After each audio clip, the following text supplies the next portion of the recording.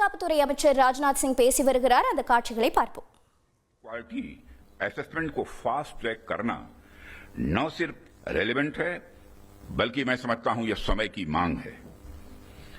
उन चेंजेस को देखते हुए यह थीम अपने आप में बहुत ही रेलेवेंट हो जाती है। इतनी इंटरेस्टिंग और रेलेवेंट थीम रखने के लिए भी मैं आप सबको बधाई देता हूं।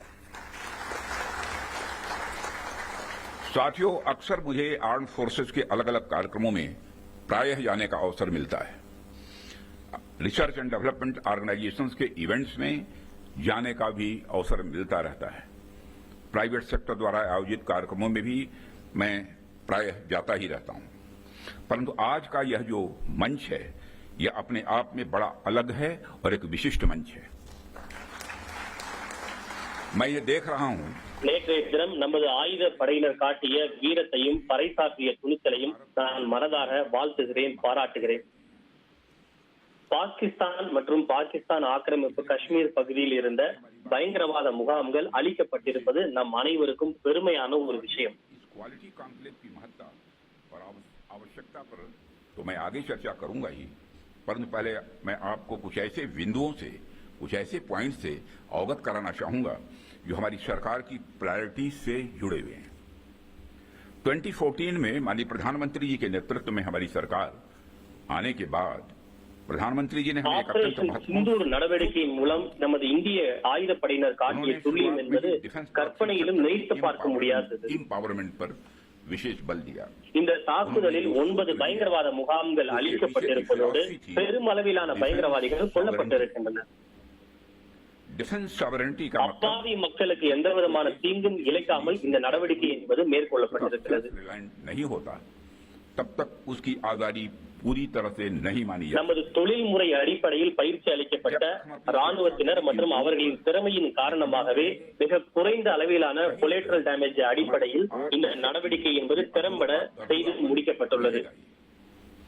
अगर हम अपने हथियार और रक्षा उपकरण विदेशों से खरीदते हैं तो इसका मतलब है कि हम अपनी सुरक्षा को आउटसोर्स कर रहे हैं और उसे किसी और के भरोसे छोड़ रहे हैं। यह बात लॉन्ग रन में सही नहीं हो सकती।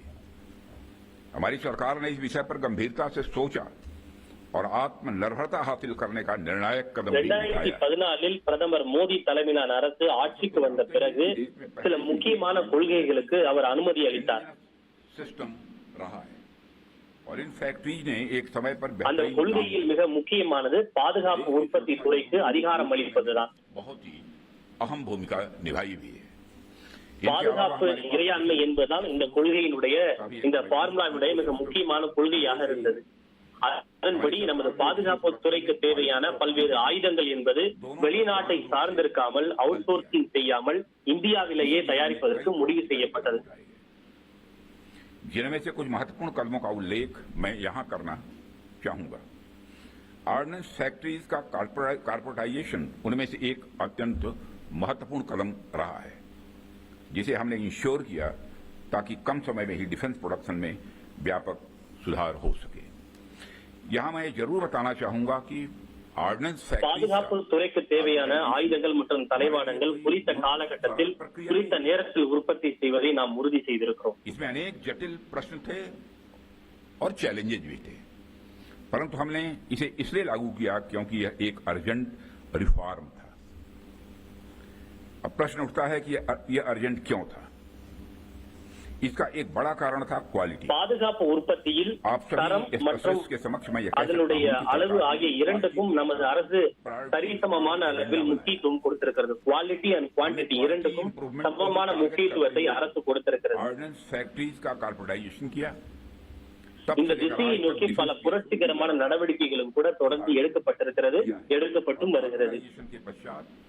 क्वालिटी प्रोडक्शन को लगातार आगे बढ़ाने का प्रयास भी किया गया है और आज ये डीपीएसयू துப்பாக்கி மற்றும் பாதுகாப்பு தளவாட தொழிற்சாலைகளை கார்ப்பரேட் மயமாக்கியது என்பது இந்த நடவடிக்கையில் மிக முக்கியமான ஒரு நடவடிக்கை. आज ये ऑर्गेनाइजेशन पहले से कहीं ज्यादा वाइब्रेंट और இதன் மூலம் மிக குறுகிய காலகட்டத்தில் பாதுகாப்பு துறையினுடைய உற்பத்தி ஒருங்கிணைந்த மேம்படுத்துதலை நாம் உறுதி செய்ய முடிந்தது. जिस प्रकार पब्लिक सेक्टर में रिफॉर्म के लिए हम प्रयासरत हैं, वो हमें आने वाले समय में काफी अच्छे रिजल्ट பொதுத்துறை நிறுவனங்களில் பல்வேறு சீர்திருத்தங்களை மேற்கொள்ள நாம் தொடர்ந்து விருப்பங்களையும் முயற்சிகளையும் மேற்கொண்டு வருகிறோம். एक ही उद्देश्य भी रहा है कि एक healthy competitive private defence ecosystem துப்பாக்கி மற்றும் பாதுகாப்பு தளவாட தொழிற்சாலைகளை கார்ப்பரேட் மயமாக்குவது என்பது அத்தனை எளிதான ஒரு நடைமுறையாக நமக்கு இருக்கவில்லை.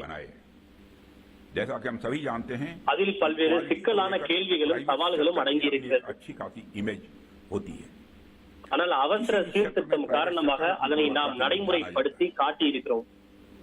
आज चाहे बड़े प्लेटफॉर्म्स हों या सिस्टम्स, एमएसएमईज हों या स्टार्टअप्स, हमने ऐसा प्राइवेट इंडस्ट्रियल बेस तैयार किया है जो देश के डिफेंस सेक्टर के विकास में सक्रिय भागीदार बन रहा है और இந்த ஒட்டுமொத்த தேசமும் பாதுகாப்பு துறையினுடைய சக்தியை பார்த்துக் கொண்டிருக்கிறது. रिलीज होने वाले इंडस्ट्री 4 को भी मैं इसी संदर्भ में देख रहा हूं. ये निश्चित रूप से हमें स्मार्ट मैन्युफैक्चरिंग के एक ऐसे एरा में ले जाएगा जहां से हमारे लिए कई नए डायमेंशंस खुलेंगे. इसी तरह जो दूसरे मैनुअल्स आज रिलीज हो रहे हैं हुए हैं, जो एमयू साइन हुए हैं, उनको भी मैं इसी कंटेक्स्ट में देखता हूं. ये सभी प्रयास केवल सरकार के प्रयास नहीं है, बल्कि आप सभी का தரமான பாதுகாப்பு பொருட்களை உற்பத்தி செய்ய வேண்டும் என்பதுதான் நம்முடைய பிரதான முன்னுரிமையாக இருந்து வருகிறது.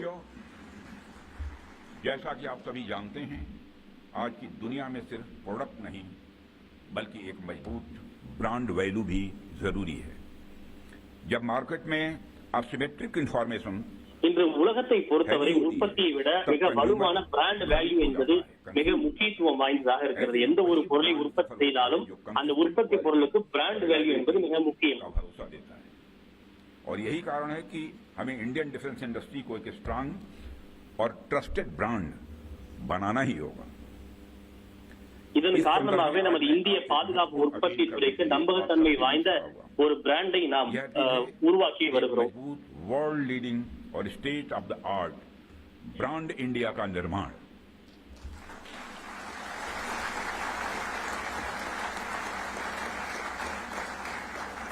பிராண்ட் பாதுகாப்பு துறையில் பிராண்ட் இந்தியாவை நிர்மாணிக்கும் பணிகள் நடைபெற்று வருகிறது. इसके मन में डाउट हो तो वह ब्रांड इंडिया को चूज करे. எந்த ஒரு நாட்டிற்கு நமது உற்பத்தி குறித்து சந்தேகம் இருக்கிறதோ அவர்கள் நமது உற்பத்தி பொருளான பிராண்ட் இந்தியாவை பயன்படுத்தி பார்க்க வேண்டும். ब्रांड इंडिया का मतलब है कि अगर किसी इंडियन कंपनी ने कुछ प्रॉमिस किया है वो होगा ही होगा, होकर ही रहेगा. किसी प्रोडक्ट की फला रेंज तक मारक क्षमता है तो होगा ही होगा, यह भरोसा होना चाहिए. उससे नीचे का तो कोई सवाल ही खड़ा ही नहीं होता. किसी प्रोडक्ट की फला टेम्परेचर काम करने की பாதுகாப்புத்துறை பொதுத்துறை நிறுவனங்கள் சர்வதேச அளவில் போட்டித்தன்மையுடன் மாறி வருகின்றன. नीचे का तो कोई प्रश्न ही नहीं खड़ा होता. இன்று அவர்கள் ஆராய்ச்சி மற்றும் மேம்பாட்டிலும் சிறப்பாக கவனம் செலுத்தி வருகின்றனர். इंडिया का भरोसा இவை முன்பை விட மிகவும் துடிப்பானதாகவும் ஏற்றுமதி சார்ந்ததாகவும் மாறி வருகின்றன. சில பணிகள் இன்னும் நிலுவையில் இருந்தாலும் பொதுத்துறை சீர்திருத்த முயற்சிக்கும் விதம் வரும் காலங்களில் நமக்கு மிகச்சிறந்த பலன்களை தரும் என்று நம்புகிறேன். हो रही हैं उससे आप सभी अवगत ही नहीं हैं बल्कि अच्छी तरह परिचित हैं. हमने हमेशा एक रिस्पॉन्सिबल नेशन होने का रोल बड़े संयम से निभाया है, सदैव निभाया है. हम लगातार इस बात के पक्ष कर रहे हैं कि समस्याओं का समाधान बातचीत के जरिए से हो, परंतु इसका अर्थ यह नहीं है कि हमारी सहनशीलता का कोई नाजायज फायदा उठाए. यदि कहीं कोई हमारे इस संयम का फायदा उठाने की कोशिश करता है उसे कल की तरह ही क्वालिटी कार्रवाई का सामना करने के लिए भी पूरी तरह से तैयार रहना होगा.